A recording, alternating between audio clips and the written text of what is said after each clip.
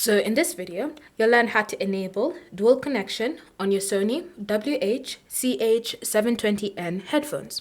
So dual connection is a feature that allows you to connect at least two devices to your headphones.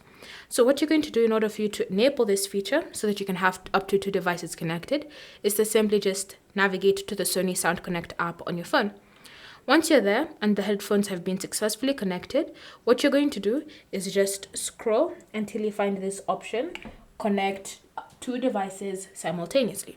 If you don't see it listed here, then you can always just scroll and select device settings, go to the system section, and you should see connect two devices simultaneously. So what you're going to do is just tap on the toggle to enable it. Once it's been enabled, it will then disconnect and reconnect to your phone. So confirm that and simply wait for the process to complete itself. Once it's been disconnected and then been successfully reconnected, you can then just go to the dual connection section of your phone. So from here, you can have the first device that you've currently connected to. And then if you want to add a device, the first step is to just tap on this plus button. So from here, it will then start detecting for any nearby Bluetooth devices.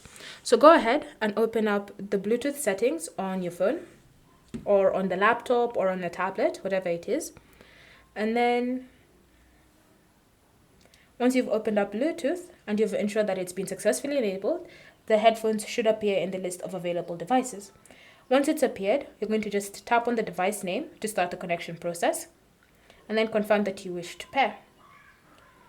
Once you've done that, you'll then have two devices currently connected to your headphones. So just tap on OK. Then you can see the first device and the second device. So with this, you now have these two devices connected to audio. So if you start playing music on this one and then you decide to pause it, you can always just choose to continue the music on the other device without having to disconnect and then reconnect. Thanks for watching. If you have any questions or comments, feel free to leave them down in the comment section below, and I'll see you guys in the next video.